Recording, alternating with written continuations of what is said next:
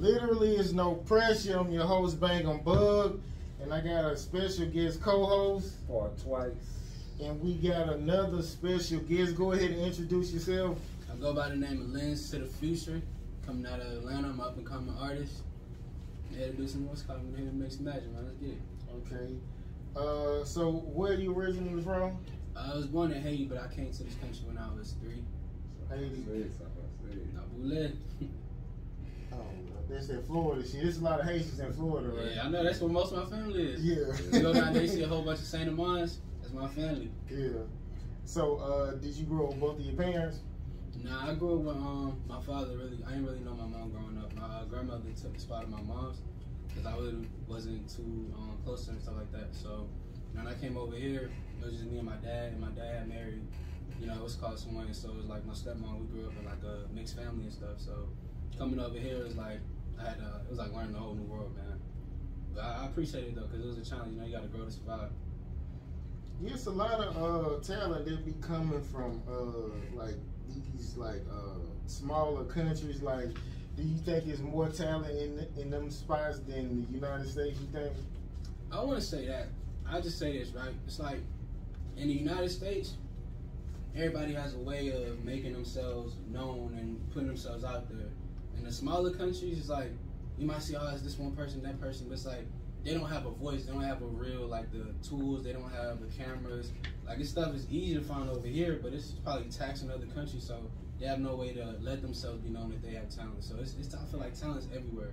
It's talent no matter where you go see talent, but if there's not a means to make money off that talent, or there's not a way to get that talent out there in front of everybody, it's just talent. It's wasted talent. There's a lot of wasted talent in the world. Okay, so like when you make it big, like would you rather stay in a smaller country or you gonna stay in the States?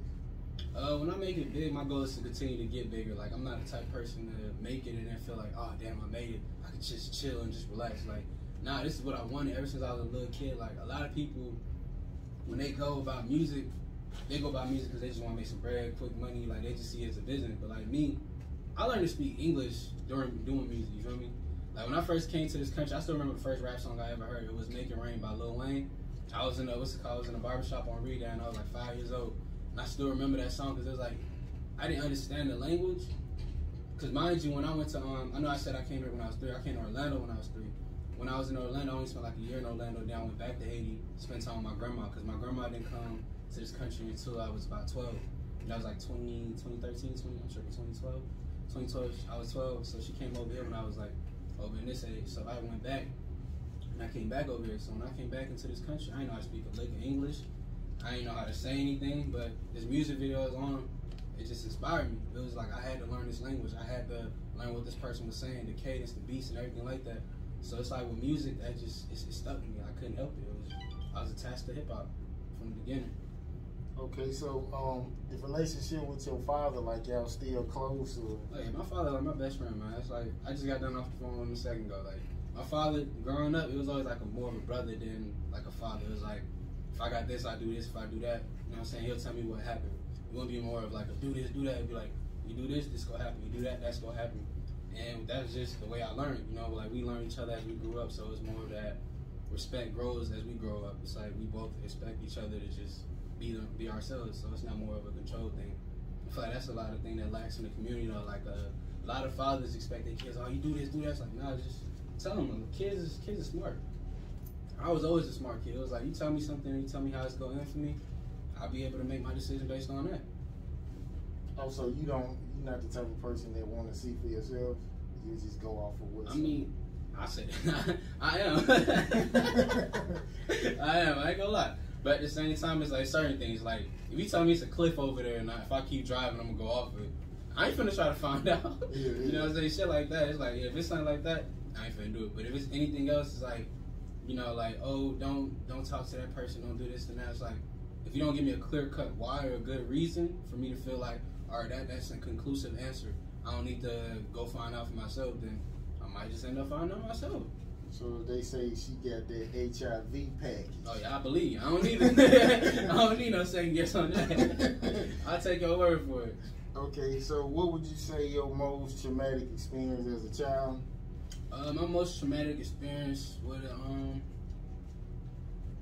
What would be my most traumatic experience? Because I ain't like it was a lot of stuff I seen, you know, especially growing up. You know, you see a lot of messed up stuff, but most traumatic thing I ever had to see was I think when I came. I think my best friend he had got jumped and his head was like leaking and stuff like that. I talked about it on the song. I think was that Left for Dead? No, it was Rock Bottom. I talked about it on Rock Bottom when basically guy came in. You know, like we got into a fight because you know up to that point it's like growing up you fighting, you just throw hands. You don't really see no after effects. You don't see nobody bleeding. Like you might have like a busted lip or something like that. But it was like me and him was fighting some dudes in the neighborhood, and after I left, you know what I'm saying, they jumped him and his head was like leaking real bad. And I had to come to school the next day. I thought it was gonna suspend me for that incident, but I came in and I saw his head. It was like, oh, what happened to do? I'm like, damn. It's like, bro. At that point, it's like you can't say nothing because that's snitching at that time. And at the same time, it's like it's my man's right here. Like my man just got jumped, so it's like for me, it was like that's probably like the most traumatic thing I had to live through, really. Okay. My childhood. So what's your biggest mistake and the best decision you have made? My biggest mistake I would have to say is being comfortable, because a lot of times people don't realize like I always try to be like, oh, I'm not gonna do this because I don't feel comfortable doing this and doing that.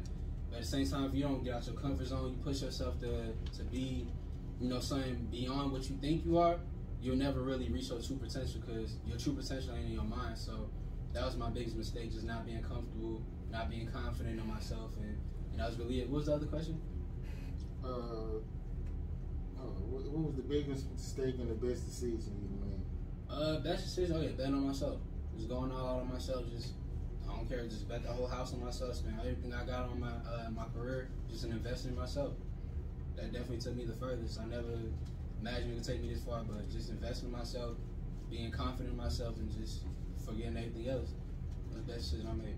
Okay, so since you're saying you're not close to your mom, is it like affected your relationship with like females? Like did it mess up the way you deal with women because you didn't have a close relationship with your mom?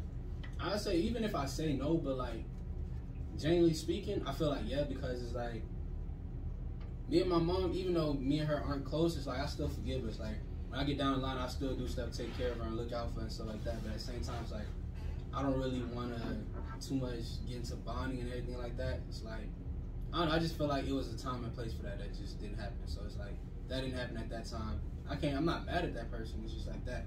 But that's the same way I am with females. Like if I give a female a chance, like first starting off, you know, whether it's with my heart or whether it's just a fling or anything like that, I always keep it a buck because I don't believe in playing nobody or lying to people or taking advantage of people. I don't take advantage of females. I refuse to do that. You know, if I have a child, I don't have a child currently, but if I have a child, you know, in the future, definitely sit down and try to, you know, take care of them. But at the same time, you know, I don't let me and my mom's relationship affect or dictate how I'm gonna act as an individual going on. So I still believe in love. I still hopefully hope one day to find the right person, settle down, start a family with them, and lock down, you know, until eternity. But at the same time, it's like that's not really my focus. Like I'm trying to get cash first and trying to get some money. So okay. Love finds along the way. You know what I'm saying? Love comes. Okay, so you never cheated on a girl before? I mean, I ain't say that. You say you don't like lying to people, so I know. I mean, I admit it. I just told her, like, I just be like, yeah, I did something, you know, this and that. I did this and that. I did this and that. However they feel about it. You know, I said they want to leave. Go ahead. It's already done. I can't undo what I did. You know what I'm saying? So it's like. Okay, what's the worst reason you had to break up with a female? Worst reason, for another female. I switch it up, trade in, you know. But it was like me in younger days though. It was just like I didn't want to cheat on her. I wanted the other girl, so you know, I waited till argument started. I had basically baited her into breaking up with me, and I did. So what was so good about the other girl? Just looked better. I don't know. Just looked better. Yeah. I was tired of the other one, you know. I was tired. It was too toxic. Wasn't really going nowhere. I could already tell it wasn't like it was just wasn't what's called compatible. Well, they say what's better than pussy, new pussy. So yeah, that's what it is sometimes. Nothing like that toxic pussy, though, right? They know that toxic pussy will fuck your life up though. And toxic hoes always be trying to have a baby to keep them nigga. Yeah, they and be gone. Usually the toxic bitches got multiple baby daddies. So. Exactly, and that shit'll be a reason. And the best head. Oh God, you gotta be watching out for that shit. But that's the thing though, these like females, some of them hoes be demons though on the low. What? I'm telling you. Like that's one thing I was watching like Kevin Gates interview, because I remember explaining to my partners, like I was like, well, when I smash the female, I refuse to nut. It's like when you give off your nut, it's like energy, like that's legit your life energy. Like succubus, like the concept of succubus is like, I call it a concept because it's not as truthful as, you know, as a lot of people think. It's like, oh, it's a legend, this and that. Like, nah, these hoes real deal be succubus out here. Like, you got down to see a bitch always trying to got down to get some nut up out of you. It's like, there's a reason she doing that. She can't help that shit. She legit trying to drain your life energy. Like, I don't watch my partners, I don't watch niggas I'm close to get with a female. I can tell, like, they got demons inside them, but they got good pussy. So good pussy, good sex, you keep smashing them. Watch how your life go. So you think, because you know, a lot of times when you dating a female, I don't know if it happened to y'all, like she start acting like you. You think that's because you nutting in and giving me your energy, or you think it's something else? I believe when she start acting like you, it's like that could be a part of it, to be honest with you. But it's like most of the time it's just like you around somebody too much, you start looking like them. I had a friend from like high school, man. So I was around this man in high school. I ain't never looked like him. We spent like 1 year out of high school. Being around each other every day, I started looking like this, man. People like, oh, y'all brothers. I'm like, I don't look like this nigga, bro. What the fuck? So it's like, with love or anything, like any type of connection and bonding, when you're around people for a certain while, it's like, shit, even females just do that shit just because they want to be like you, feel me? Because, you know, like, males give off certain, what's it called, like the dominant ones, we give off certain hormones and shit like that to other females, which makes them come addicted to us and shit like that. So it's like sometimes it's that too. They make them act like you too, but it's like it's a different concept. It depends on the female. You just gotta read them sometimes, be able to tell exactly who they are and what they own. Okay, so a lot of entertainers, they have like a rough upbringing. So have you ever contemplated on suicide? To be honest, I didn't really talk too much about it in public and stuff like that. But yeah, it was really like I had a suicidal period in my 9th grade year, and that was like 2014, 2015. It was basically looking in the moment, it was just felt like I didn't want to live that life I was living. It was just like, damn, everything rough. I can't got down because I was on because I'm from Haiti. I ain't had no papers to got down go get a job and shit like that. It was like the only option I had was, you know what I'm saying, going out and getting in the streets and shit like that. At the same time, it's like I have my father right there. I appreciate that, because if it wasn't for my father, I definitely would have been off in the streets. Like my father and my grandma definitely saved me. I had hella friends. I was close to it. Shit, it's been hella times I've been right next to somebody one day. Next day they either in jail or dead, and I'm just sitting here like, damn, you just gotta go through it. Like you be in class with somebody, you be cool with somebody, they die the next day. So I carry on like that shit just like it's normal. And so for me, like just seeing that, it was just like I ain't never want to get myself into that situation. But at the same time, it was that contemplation. It was like, man, what do I do? What do I do? What do I do? Like I'm over here losing people. I ain't even going to the funerals. I'm over here, you know what I'm saying? Like I'm over here having bad dreams while I'm fighting demons and shit like that. It's like at that point I just wanted to go. But you know, fighting through that and looking, you know, into where I am right now, it's like I started realizing those problems never really go away. It's like the best thing you can do is to find ways to cope with it. And that's when I really started taking music serious. I started recording every time I have, you know, these problems and these thoughts, and it really just made me realize, oh yeah, I'm gonna be somebody great one day. I can't really afford to just, you know what I'm saying, take my own life. Like that'll be ending a great story before it even began. And looking, you know, like if I look back into then, you know, like from right now, from my point of view, it's like it really was just me on social media comparing my life to other people and not allowing myself to fully cope with the deaths, you know, people disappearing, people, you know, switching up, and all the drama that really come with a life and growing up and where I was growing up. So it's just like, for me, it was just me learning to cope with things better. That was my way of overcoming like depression and suicidal thoughts, anxiety, and it was called my PTSD and all that. It's really just me changing the way I thought, and it was just that simple. Okay, let me give you this. Okay, so if a guy's dating a girl, right, and a girl call her boyfriend and be like, I'm gonna blow my brains out, and the dude say, fuck it, do it then, motherfucker. If she do it, do you feel like he's responsible for that? I feel like it's like a 50-50 thing, because I feel like both of them are responsible. Because if you're a female and you willing to let a guy, you know what I'm saying, a guy dictate your life, whether you live or die, it's like you've invested yourself too much into love. And that's no longer love, that's manipulation. So it's like if you allow yourself to dig that deep into it, you gotta take it apart. But at the same time, it's a guy fault. Because if you have a female that's in love with you, at that point, you gotta recognize your words actually mean something, so you can't just be saying anything to her. So like, you know that she's going through things, you know, she's going through a lot of stuff.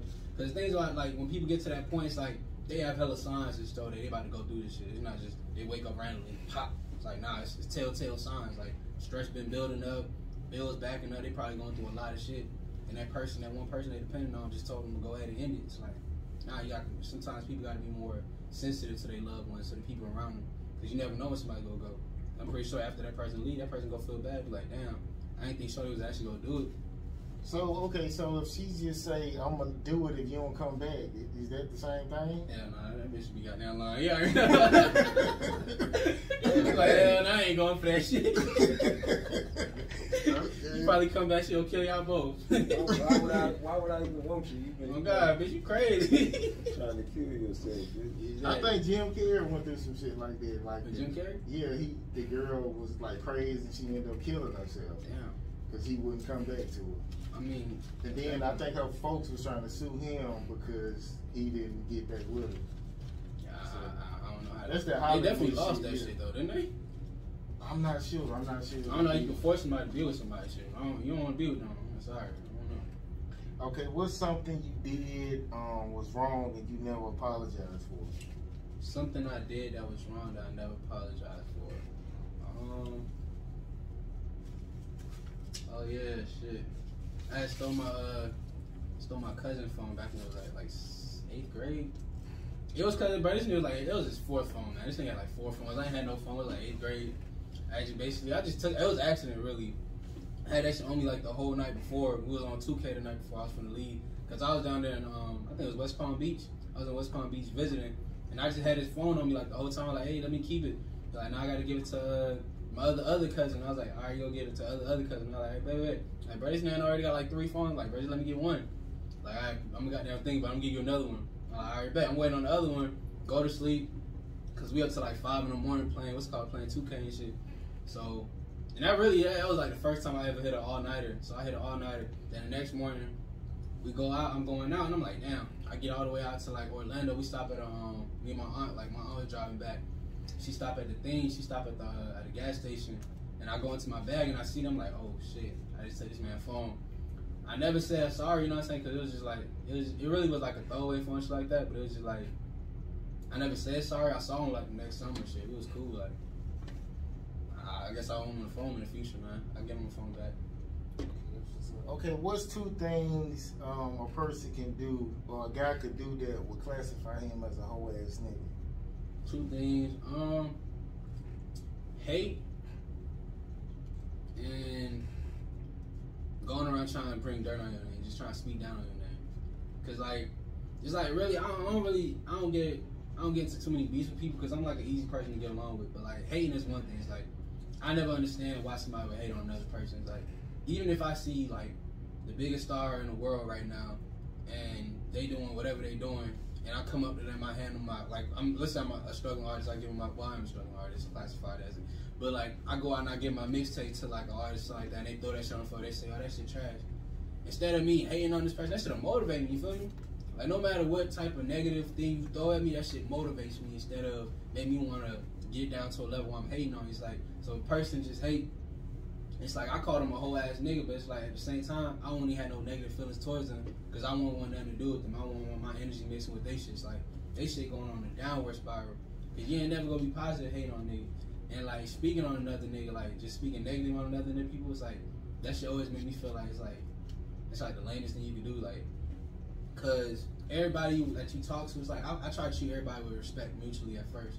The only time it'll go to like it's a disrespectful thing is like if you disrespect me at first, then I have to do it, just me being a man. But like people going behind people back and speaking, oh yeah, this person this person that, this person this, this person that. It's like it's female stuff. It's like you literally a hoe. So that's what I got somebody about. So if your homeboy girl is fucking somebody else, do you say something? Yeah. Right, that female shit was not really. That's your bro. You looking out for your bro, because at the same time, it's like I say it's different. Well, let me be more specific with what I said. Speaking on somebody like Nate, like being like, oh, that person be doing this, person be doing that. Whether it's snitching, whether it's doing something to get somebody to look at you in a negative light, and then to come up to your face and then try to dap you up, stuff like that. That's why I call like speaking on you negatively, because like if anybody's, everybody talks on everybody. You feel me? Everybody gonna say this and that. But if like I'm coming back to you as a man, I'm talking to you in your face and I'm trying to be cool and stuff like that, that's what I call a hoe. That's what females do. Females are talking shit about each other behind their back. They be all hugs and kisses in their faces. Like that's how it is. Like with females, that's why if a nigga start doing that, it's like niggas do that shit too. Cause I just I don't classify them as friends though. I wouldn't classify them as anything. It's like I couldn't. Them niggas just whole ass niggas. Even if I call them a whole ass nigga, I mean I got any hate on that nigga. Oh. Okay. What's something you will never forgive and something you will never forget? Something I never forgive, betrayal, and something I never forget is the people that have done for me. Like people that actually like look down and stuff like that. I always remember that because it's like that's not really like a given nowadays. You know, people not gonna necessarily go out their way to look out for you or go out their way to do something good for you. So that's something I always remember. It's like, all right, that person different. That person thinks how I think. So I always try to go out there and do good for people and look out whenever I can. So if I see people doing the same thing, it's like, oh, that person's same. Well, pause there for a minute. See, you got talent, so it's gonna niggas who gonna look at you and be like, this nigga is going somewhere. So they gonna start doing shit for you, hoping that you make it, and you gonna look out for them. So it's a lot of times it's gonna be an agenda when motherfuckers is just doing shit and they be acting like they like you, but it's for another reason. You know what I'm saying? That's why you gotta read energies. Yeah. You can't just somebody come up and be like, oh yeah, they rock with you, they trying to do this, they trying to do that. Now you gotta watch them. Cause it's like for me, it's like first month or two, I'm watching everybody around me. If I just met you type thing, you trying to be around, you coming too much. It's like a lot of times somebody's trying too hard, that's a red flag. You gotta always watch, just like they on Instagram is viral right now, like the red flag meme and shit like that. You gotta think like that. Somebody come up to me today and be like, oh yeah, I'm trying to do this and do that for you. I'm like, I bet, what you trying to do this? All right, what do you gain out of this? What's your plan? What you trying to do? This and that. I question them, I let them talk. By letting people talk, you can see exactly what's on their mind, exactly what they're trying to do, what their intentions are. Just let them talk and listen. Everybody snitch on themselves. Especially when they start getting comfortable, that's the perfect time. Females always snitch on themselves. Okay, give me a red flag that you done seen from a friend and a red flag from a female. The red flag I seen, I pay attention to a lot of red flags from friends. I pay attention to how they respond to my success.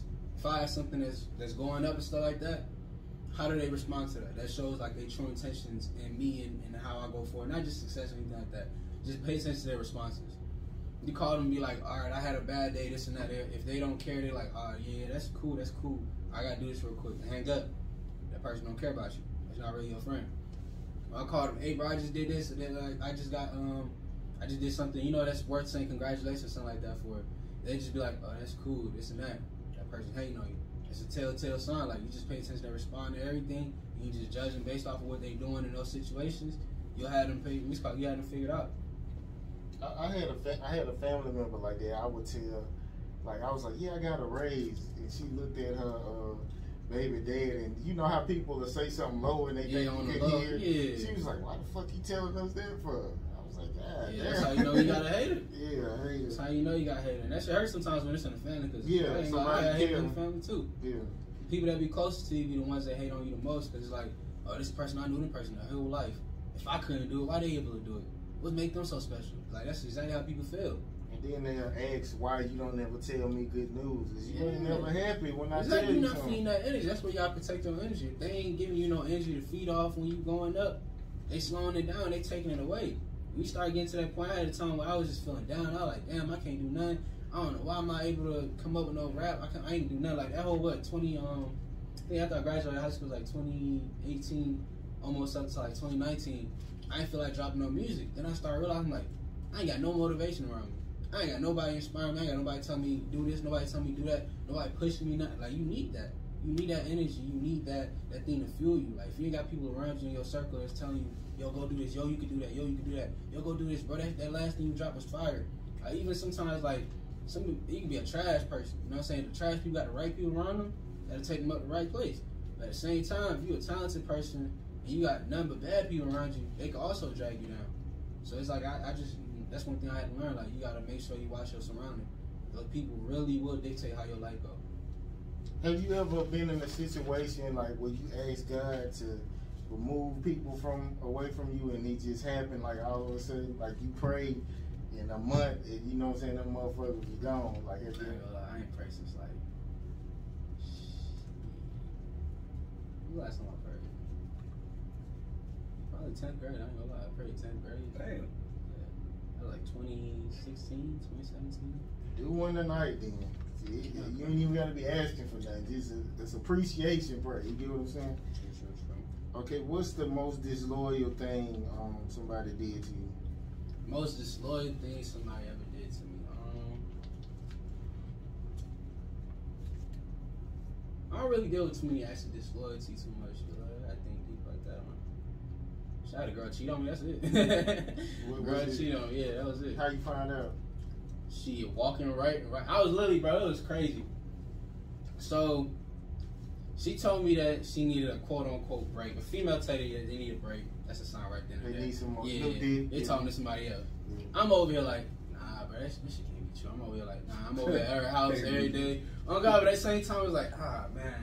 I'm over here working on music. I ain't even got time to snoop on this big page. I ain't got time to check on nothing like that. So it's like, I'm over here. I had my trust. Like I was like, all right. I've been with her like a year and like a year, almost 6 months, something like that. So I'm like, ain't no way nothing gonna happen. I'm like, I'm gonna get my trust away and I'm gonna just go chill. Man, I'm literally walking out of what was that, GSU? I'm walking out of GSU, and I see her walking with the guy that she told me not to worry about. I was like, oh hell no. Nah. Did you confront him or you just? Yeah, no. My partner was like, that shit not worth it. I was just like, you right, fuck that shit. I walked right back to their school, went to that what's called locker. She still had her stuff in my locker. I was like, I just take the stuff out of the locker. Take the stuff out of the locker and like, hey, she go on my phone like, stop texting me. Just leave me alone. Enjoy your life. You know what I'm saying? That's why I just walked away from that. But it was like, that was like the most, that's the only case of betrayal I can really think of right now. I ain't really had too many cases of betrayal in my life. Yeah, that shit get worse when you get older, man. These hoes bold than a motherfucker. Oh God, that's why I ain't trying to date right now. My focus on go out first, get that cash first. Then when if love comes along the way, shit, it's cool. But like, can't really focus on too many females. Not too many females really own shit. Okay, if it was possible to keep this person alive as long as you're alive, who would you choose and why? Definitely my grandma. My grandma, cause like through everything I went through, it's like that's the only person I can really call. Like when I'm going through shit, like I can communicate like judgment free with my grandma. Like every situation I think, like any dark time, like when I was going through depression and suicide thoughts, the person I talked to, that's the only person I talked to about that. Like my grandma. So definitely my grandma. I owe her my whole life, man. Okay, what you think about like a guy your age that'd be like if they was trying to get at your grandma on some dating shit, like would you just be like that ain't none of my business? My grandma ain't go for that. She still single. She been single since she had my dad. Or since she had my aunt. My aunt's like 30 something now. Oh, so she just don't bring dudes around. She don't bring dudes around. She more focused like she literally like the whole every day she's watching my aunt's kids or she watching my dad's kids. Like she's literally that type of person. She's a caregiver. Like she legit can't help but just to give everything she got. She always looking out for everybody around her. Like she's that type of person. She worries more about other people than herself. You don't hardly see that. Yeah, that's rare. I'm telling you. That's rare. Okay, when was the last time you cried about something? Last time I cried. Last time I cried was probably when one of my bros died back in I think when the year started. That was the last time. Your brother? Yeah, it was basically it was my brother, man. Yusuf died. Long live Yusuf. I just met somebody named Yusuf. Yeah, damn, that's crazy. Yeah, it is. So what happened? Shit. Basically, jealous people. They thought they got somebody else, and instead they got him. At his own house, he was going out to get mail at night. And they pulled her on. Matter of fact, I was in a situation like that. I was at a gas station, and my homeboy was a street dude. And a dude he was locked up with, he seen him pulling a pistol out the car. And he said, hold on, bro, what you doing? And he said, that's the dude that robbed me. He was talking about me. He said, hold on, bud, ain't in the streets like that, nigga. Like, what the fuck is you talking about? But he calmed the shit down or whatever. But yeah, sometimes people mistake people for, different people. That's crazy though. It hurt that to be on him, man. He was a good person, one of the happiest souls to be around. Okay, so if you can change anything in your life, such as a memory or a flaw, what would it be? If I could change anything in my life, honestly, I wouldn't. I appreciate everything in my life so far, man. Because it's like, without everything happening in my life the way it did, it wouldn't make me who I am today. So it's like, I wouldn't take that away from myself because every loss turned into a lesson. Every win, I appreciate it and I soaked it in. So it's like, I wouldn't change anything. I love my life. Okay. Okay. Do you feel like okay? What's a pain that hurts you And a pain that changed you. A pain that hurt me, like a painful situation, or Yes, you know the situation. a pain that changed me.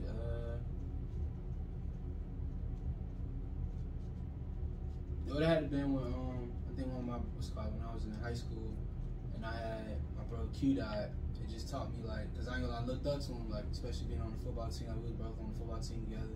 We both had like hella classes together, and it was like me growing up with him. It was like, as a kid, you know, when you first start growing up, it's like everybody close to you was like, oh, everybody go grow up to this, everybody's gonna grow up to that, and just, you know, seeing that he had such a promising future, and him not being able to live to see that future just made me appreciate life more. It's like, I was depressed at the time, I was suicidal. It was like, not actually seeing somebody I'm close to dying, it was like, oh shit, this shit real. Like, life is really not promised. You can't really just take that shit for granted. Like, so just seeing that, it was just like, it made me go harder with everything I was doing with music.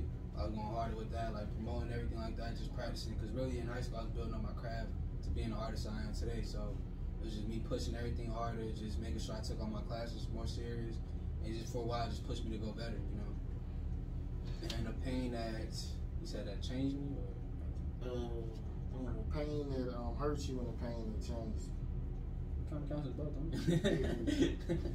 It could be different situations, but pain that kind of that made me for the better. I had to say probably that heartbreak. Yeah, that heartbreak. The heartbreak was like, that shit pushed me, because it was like, at first I was putting most of my time into a relationship and females, and that shit was like a lesson. That shit showed me what happened when you put most of your time and energy into a female versus, you know, putting your time into your craft and stuff like that. Because after that relationship was gone, it was like I had no more distractions. It was straight me and music, and I locked in. I just been rocking ever since. so I mean, so you can't really. So as far as like relationship wise, you can't really deal with a female like and do your craft. I can, but it has to be the right female. It has to be a female that doesn't rely on me. It has to be a female that doesn't allow the relationship to become a distraction of business. Because I had certain situations where, no, it's like it'd be a good female. She's super, you know, kind and sensitive and caring and stuff like that. But then the jealousy will pop up. I can't be around female artists. I can't do this. I can't go out to shows. I can't go to a certain location because there might be other females there. I need someone that's understanding, that's trusting, that's go understand. All right, this person go out and go do them and go come back home and not go be on the extra stuff. Like when I get home, I don't need to be asked about if there was a female here, what I was doing there, and this and that. I just need to be able to continue on and be able to be creative. Like I need that freedom. I need my time to freely be me. So it's like if I find a female that's exactly like that, that understands that I'm not gonna be at home every night, that I'm not gonna be doing this and that, and I'm not gonna stay away from everybody. Like I can't do that. So it's like I need somebody that's understanding, that's go, you know what I'm saying, to add on to my life. Okay, so tell the people how they can reach you and what new projects you got coming out. It's Lens to the Future. You can find me out on all platforms at Lens to the Future. On YouTube, Lens to the Future, Apple Music, wherever you get your music on. It's all the same thing. And definitely right now I'm trying to lock in and try to explore out more projects real quick, because right now I have like 3 projects that's kind of new and that will represent me as a new artist. But the new music I'm definitely trying to work on is this album called The Blur. I have another project called Hollywood Lou, and I'm also going to drop a deluxe for Hollywood Lou also. That's all coming in like 2022. The Blur will probably be out in like a month or 2, because I'm definitely going to start writing. Well, I'm definitely already finished writing because most of the songs are already done and loaded, but I'm going to get that release and get everything out pretty soon, man. I got a cousin who going by that name. Hollywood Lou? Yeah. Hey, that's fine. Okay. That's like a little, you know what I'm saying, an album name. Yeah. I'm proud of that. Okay, so literally is no pressure, man. I appreciate you coming through. Well, definitely. It was a pleasure coming through, man. I appreciate y'all. Yeah, we'll definitely have you back, and I guess we'll see y'all next time, man. We out. Definitely. Yes, sir.